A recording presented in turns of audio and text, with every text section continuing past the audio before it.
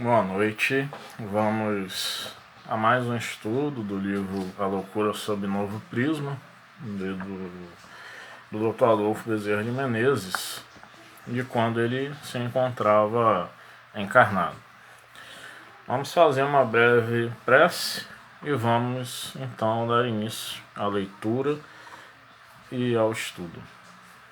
Deus, Senhor nosso, mas aqui estamos pedindo clareza em nosso raciocínio, inspiração dos bons espíritos que nos assistem, para que melhor possível possamos transmitir o estudo da noite de hoje. Assim seja.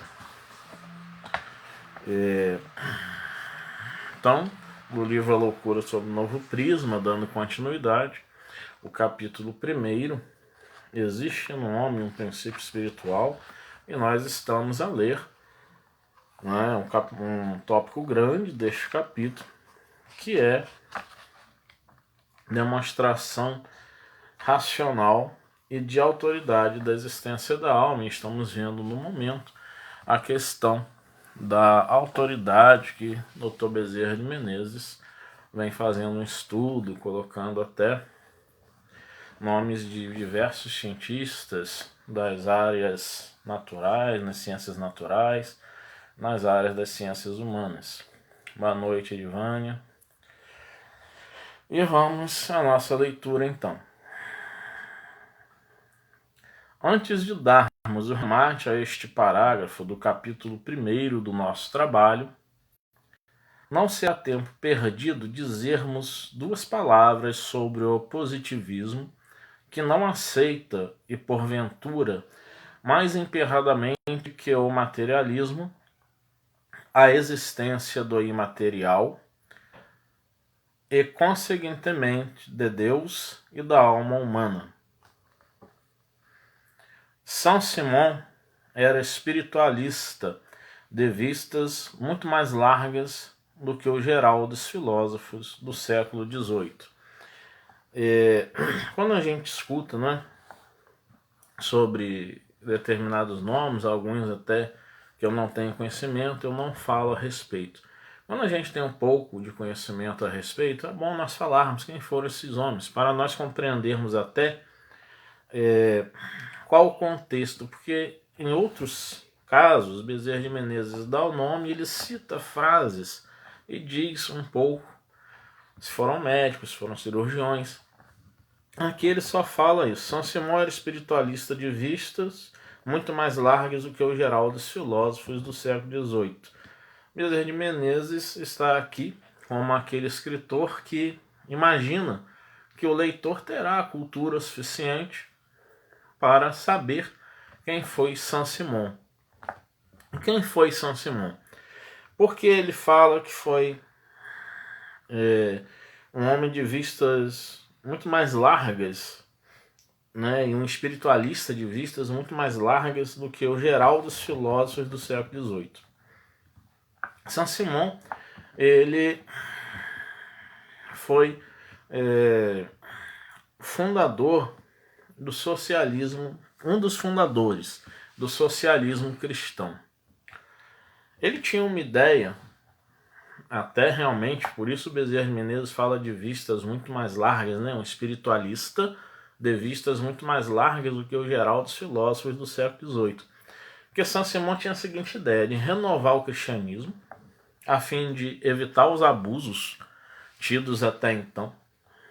E, no momento em que ele fala isso, ele coloca que os padres deveriam ser substituídos pelos cientistas. Ele queria fundar um cristianismo, uma nova religião, fundamentada na ciência. E ele coloca que a sociedade é uma fábrica, como se a sociedade tivesse diversos mecanismos e cada grupo social, cada pessoa inserida em determinado grupo social faz o trabalho de determinada peça que dá o funcionamento de toda a máquina, que é a sociedade em si. Se uma peça está emperrada, obviamente, né, ou funcionando mal, obviamente as outras peças haverão de ter, né, essa falha igualmente. E Saint-Simon, ele tinha discípulos. E os discípulos dele, do Saint-Simon, eram aqueles que buscavam também, né, essa ideologia, né, essa utopia, chamado também socialismo utópico, de se ter uma sociedade renovada e esse socialismo cristão. Dentre esses discípulos, por isso Bezerra de Menezes fala sobre Saint-Simon, porque ele está falando sobre o positivismo. Boa noite, Gracinha. Ele vai ter um discípulo muito conhecido nos estudos da sociologia, que é o Auguste Comte. Auguste Comte, ele segue pela linha de pensamento. Ele é chamado de um saint-simonista, como eram chamados os adeptos da linha de pensamento de Saint-Simon.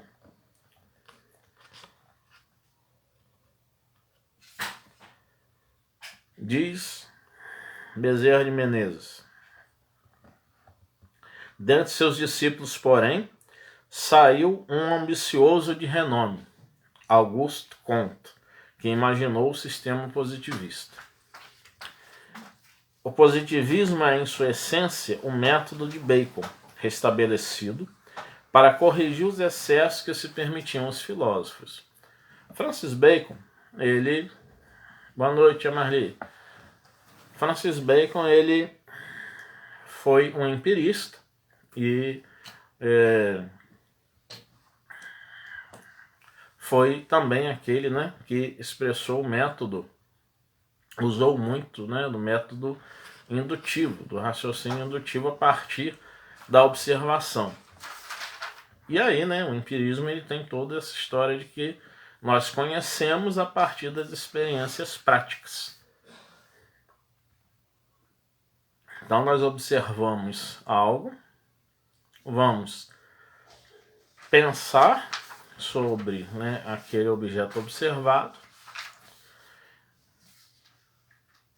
vamos experimentar aquilo que nós observamos, vamos nós mesmos fazer a experiência e vamos chegar às conclusões. E o Comte, ele também vai seguir por essa linha, porque ele diz que é preciso observar, pensar e experimentar e concluir.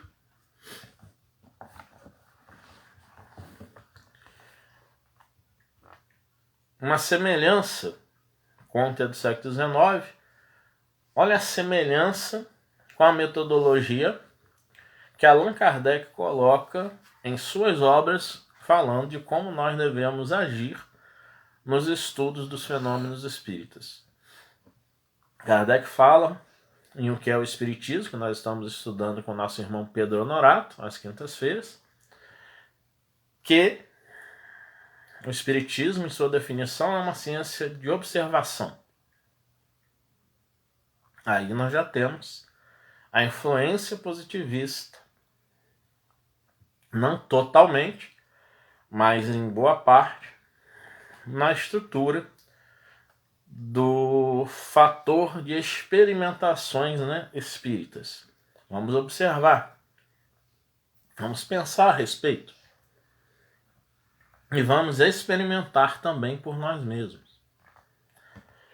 Kardec deixa isso bem claro em suas obras. Mas existe a diferença. continua Bezerra de Menezes a nos instruir. Ninguém deixará de aplaudir um tentame de opor barreira a desvarios na aquisição de nossos conhecimentos e de estabelecer um critério para as indagações científicas. O que, porém, ninguém aplaudirá é opor-se à licença. Uma restrição. O que, porém, ninguém aplaudirá é opor-se à licença, uma restrição tão meticulosa que chega a ser repulsiva. Boa noite, Eliette. Comte fechou a inteligência e a razão no estreito círculo da observação e da experiência, só admitindo o que pode ser provado pela experiência material. Entretanto, confessava que alguma coisa existe inapreciável aos sentidos, de onde seu misticismo religioso, que Huxley qualifica de catolicismo sem cristianismo. Parece algo contraditório, não é? Mas quando a gente sabe da biografia, por exemplo, do Saint-Simon, que foi, um dos mestres do Auguste Comte, o que acontece? Nós vamos ter o seguinte: Saint-Simon era um espiritualista, um socialista cristão, um dos fundadores dessa corrente de pensamento. Auguste Comte foi seu discípulo. Buscou estabelecer a metodologia de Francis Bacon, o método indutivo, empirismo, como falamos um pouco atrás. E Comte fala, Bezerra de Menezes, que ele fechou a sua inteligência no círculo estreito da observação e da experiência, só admitindo que pode ser provado pela experiência material. Entretanto, há um misticismo religioso em Comte. Confessava até que existia alguma coisa inapreciável aos sentidos. Saint-Simon buscava uma religião fundamentada na ciência. Comte diz que nós temos 3 estados na evolução do pensamento humano. O primeiro é o estado teológico, que é aquele estado em que se imagina, segundo Comte, toda uma explicação sobrenatural para os fenômenos da vida. Que é o pensar da seguinte forma. Muitos ainda pensam assim. Olha, o novo coronavírus está aí porque é um castigo de Deus. Porque o homem está precisando retomar valores que já não se tem mais. Então Deus está castigando. É um pensamento teológico. Léo, mas o Espiritismo não pensa assim. Enganam-se. Pode não falar que seja um castigo. Não usar essa palavra. Mas muitos espíritas, até em um programa que eu dei entrevista sobre isso, o entrevistador me perguntou se falar que está havendo uma limpeza no planeta a partir do novo coronavírus tem um sentido. Aí eu coloquei que é uma palavra que soa de uma forma pejorativa. Que o que é uma limpeza? Quando nós limpamos nossas casas, quando nós vamos dar uma faxina, nós limpamos para até jogar fora muitas coisas. Na medida em que a gente faz isso, se nós estamos jogando fora muitas coisas, nós vamos falar que aquelas pessoas que desencarnaram e que, porque está havendo uma limpeza no planeta. Então, se uma mãe, um pai perde um filho, se eu, enquanto filho, tenho a questão da perda, da ausência física de meus pais, pelo fenômeno natural da morte, que todos nós vamos passar, por este fenômeno.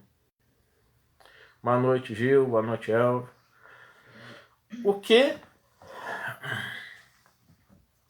essa palavra limpeza pode soar para nós? Imagina chegar no velório de alguém e dizer: olha, seu pai, sua mãe, o seu filho ou sua filha, o seu irmão, sua irmã, sua avó, seu avô, eles desencarnaram porque estava havendo um processo de limpeza.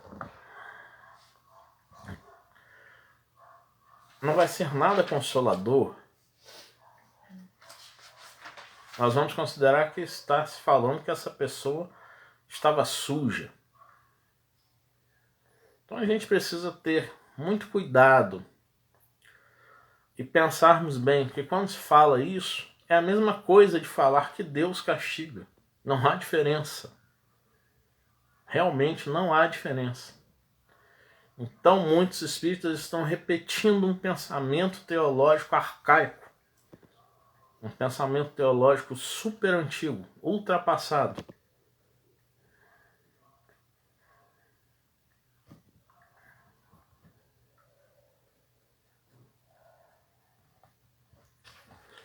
Que alguns dizem: ah, mas esse pensamento, eu tenho muitas igrejas hoje ainda. Sim, tem. Para aquelas mentes que não conseguem compreender de outra forma. Mas quando é possível passar-lhes informações a respeito, na própria Bíblia é possível colocar uma forma melhor de interpretação, uma interpretação mais próxima do que realmente o sentido original dos idiomas, né, em que originais que foi escrita a Bíblia, para a compreensão daquela pessoa.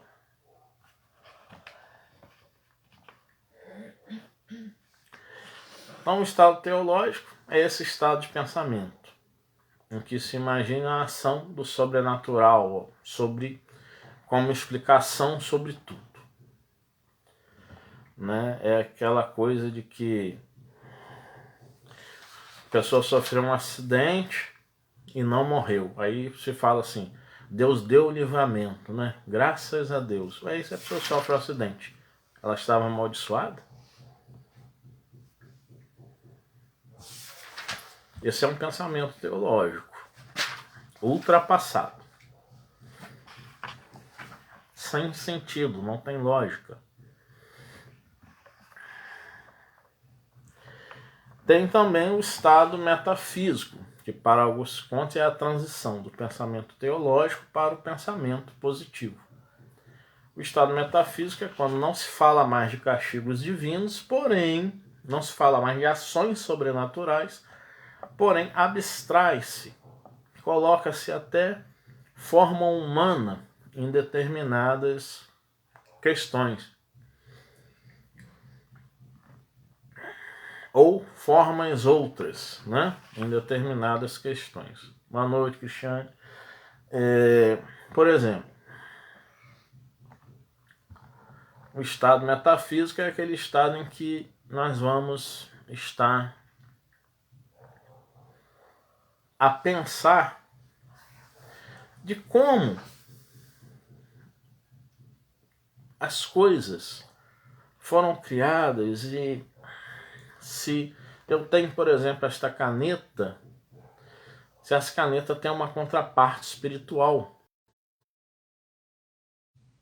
E desta contraparte espiritual surge então o objeto material. É um pensamento metafísico, estamos abstraindo. Os filósofos pré-socráticos procuravam um elemento primordial, por exemplo, que explicasse a formação de todas as coisas. Isso é um pensamento metafísico. Voltou. Então, esse pensamento metafísico, acontece o que com ele?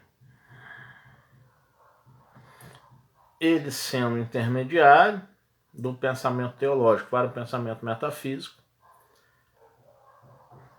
o pensamento metafísico sendo um intermediário do pensamento teológico para o pensamento positivo, o o pensamento metafísico vai avançar para chegar no pensamento positivo, que é o da observação das coisas em si mesmas, e a partir da observação das coisas se compreender que não há uma explicação sobrenatural e nem mesmo algo metafísico. Por exemplo, uma porta de madeira, quando chove, ela enche e pode, no momento em que para a chuva, ou no momento mesmo em que ela está molhando, fazer barulhos e dar estalos.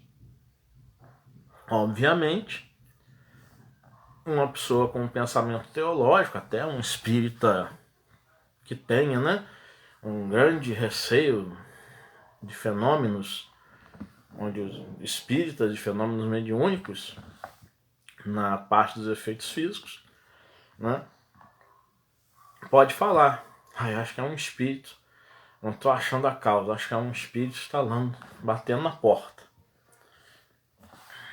E aí, com o pensamento metafísico, vai se falar assim, talvez a porta, a sua parte espiritual, a sua contraparte espiritual, o elemento primordial que forma a porta, esteja ali sendo manifestado aos nossos sentidos. Nós não sabemos como está acontecendo, mas está acontecendo de alguma forma. Quando se vai para o pensamento positivo, já se vai observar, vai-se então pensar, choveu, a porta de madeira estalou. Vai se observar, nossa, vai se tocar na porta. Algumas partes dela parece que estão inchadas, ou visivelmente estão inchadas. Vou tocar para confirmar, realmente estão inchadas. E depois de feito isso, vai se experimentar. Você vai esperar chover, vai se pegar uma madeira, que é a mesma madeira da qual aquela porta é feita, vai se molhar aquela madeira e vai se ver o processo que se está inchando. E vai se ter a explicação científica, a explicação racional, positiva. Olha, a água da chuva, quando molha a madeira, faz com que a madeira enche. É a junção da água, dos elementos químicos da água, com os elementos químicos dos quais a madeira é feita, que fazem com que esse efeito se produza. Mas a causa é a água, uma chuva ou de alguma outra fonte que promoveu esse resultado. E aí não se tem mais o sobrenatural para explicar e nem aquilo que é abstrato, aquilo que não se vê. Esse é o objetivo de Augusto Comte. Por isso, Bezerra de Menezes, no começo, quando lemos, fala que o positivismo não aceita, e porventura mais emperradamente, que o materialismo é a existência do imaterial e, consequentemente, de Deus e da alma humana. Mas por que Auguste Comte tinha esse misticismo ainda religioso, que ele confessava que alguma coisa existe inapreciável aos sentidos? Isso vai gerar duas escolas. A escola positivista, que defende o pensamento do seu mestre, Auguste Comte, e a escola positivista, que vai estar totalmente voltada para o materialismo científico. E aqui no Brasil, uma curiosidade é bem interessante, que na Bahia, por exemplo, até hoje existe uma igreja positivista, que é a religião chamada religião da humanidade. Ao contrário de se ter dias santos, celebra-se os dias de revoluções, né, que ocorreram na história da humanidade pelo mundo, bem como o calendário também das datas que se celebram os chamados mártires e heróis da pátria. Então, aqui no Brasil, você tem a celebração, claro, do Tiradentes, né, 21 de abril, nessa igreja. Como se celebra? Fazendo discursos, contando sua história, vendo também, né, algumas pesquisas recentes falando sobre essa personagem, Tiradentes, por exemplo, e o que se coloca a respeito. Onde nessa história há um mito, onde nessa história está a realidade, em como pode ter sido forjada de repente uma história e como ela ficou na humanidade. Então existe assim uma celebração, né, em relação a minha fala em Deus, porque o conhecimento para eles é para o vídeo pausou aqui um pouco, foi o sinal da internet, mas já retornamos. Então o Auguste Comte, ele cria esse positivismo e ele tem um fator muito interessante, porque assim como Saint-Simon via a sociedade, como falamos lá na frente, né? Lá na frente, ó, no início do vídeo, né? De considerar a sociedade como uma fábrica, Auguste Comte considerava a sociedade como um organismo, pela influência das ciências naturais, notadamente a biologia, na estrutura da sua filosofia positiva. E aí nós vamos ter o Comte, tanto quanto Saint-Simon, falando de uma sociedade que tem que estar bem estruturada, bem organizada, onde não pode haver um organismo adoecido. Por exemplo, se adoece, parte do nosso corpo acaba destruturando todo o nosso corpo. E nós temos que cuidar do todo. Se na sociedade adoece uma instituição, se enfraquece, obviamente é preciso que seja reestruturada aquela instituição a fim de que outros organismos na sociedade outros órgãos, né, da sociedade não venham a promover falhas em todos os órgãos restantes, abalando todo um organismo. É preciso haver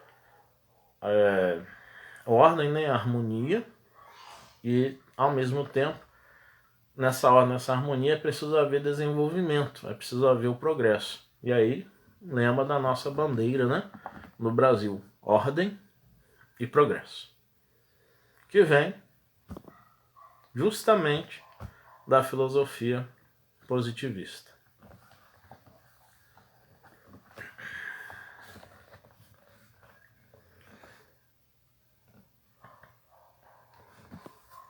Por isso Bezerra de Menezes diz: entretanto confessava os contos, não é? Que alguma coisa existe inapreciável aos sentidos, donde seu misticismo religioso, que Huxley qualifica de catolicismo sem cristianismo, expôs a crise original do positivismo: não aceitar senão o provado materialmente, ao mesmo tempo que admite algo fora disso. Fica, né, uma contradição.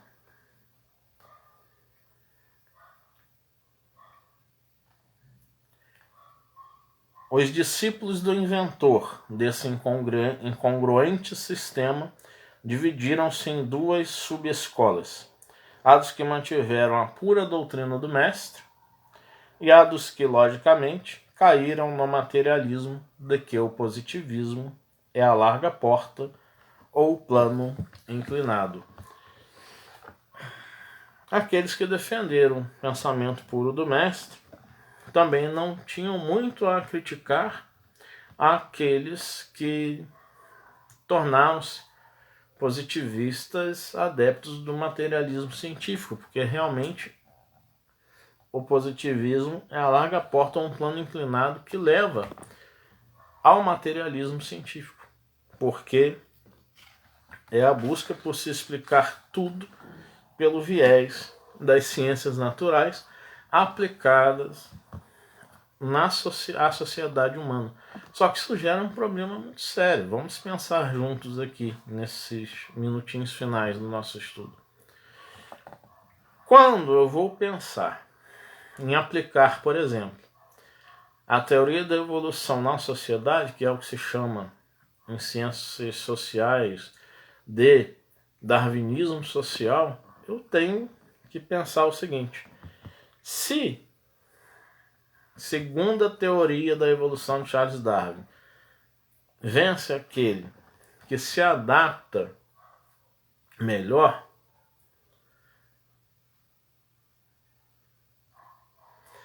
aqueles colonizadores europeus que foram a determinados países como regiões da África, por exemplo, que vieram ao Brasil também e se colocavam como já no estado, né, segundo os 3 estados que falamos, que Comte dizia, né, teológico, metafísico e positivo, já no estado de maior racionalização e daí maior evolução, na concepção deles,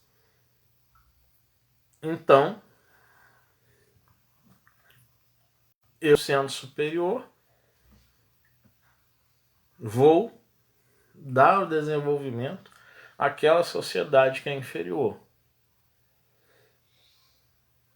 E isso hoje, e até a época, alguns começaram a refletir, e depois de anos, né, da teoria positivista criada, a pensar sobre isso. Por que eu vou considerar aqueles povos inferiores?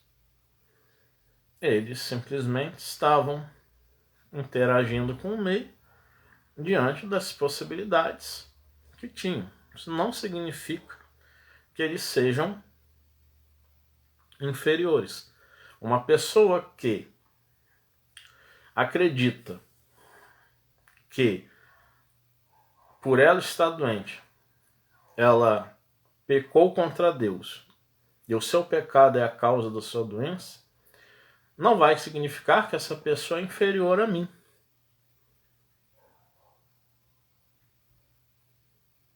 Ela pode ter esse pensamento teológico, sim, ultrapassado, é verdade, mas em relação às suas ações morais, ela pode muito bem superar a minha pessoa.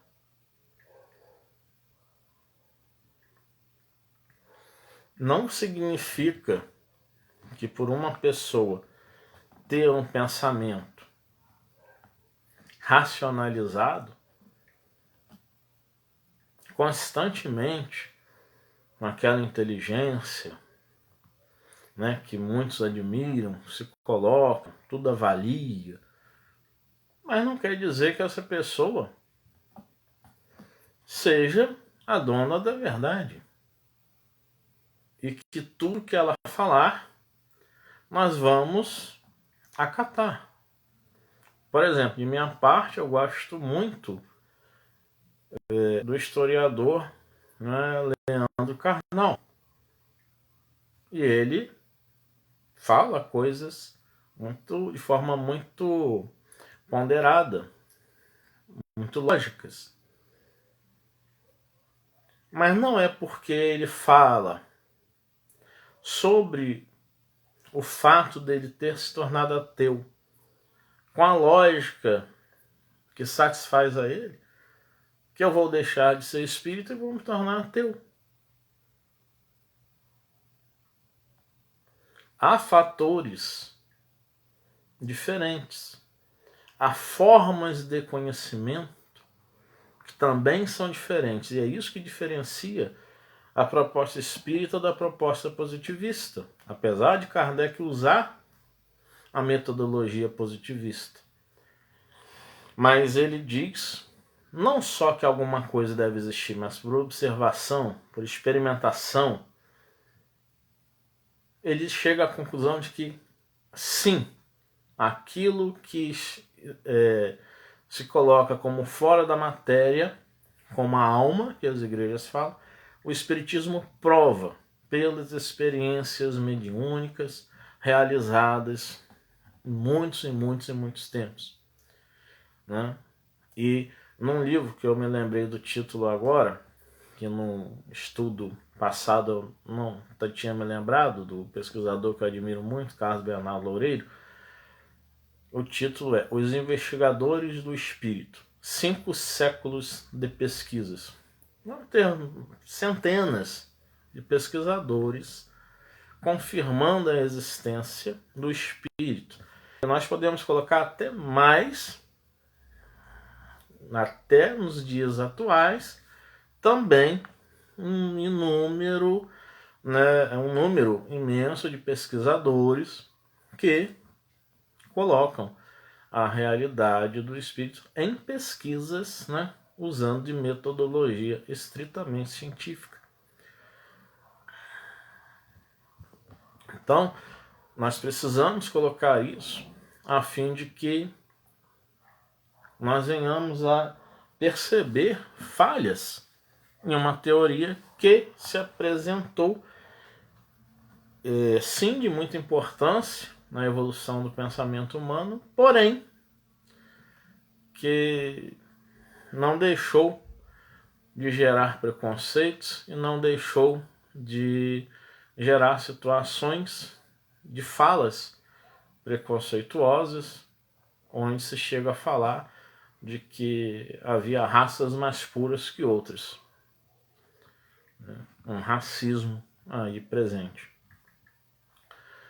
Mas isso tudo hoje é bem estudado, como nós estamos estudando aqui. Sociólogos estudam, historiadores, antropólogos, teólogos, filósofos.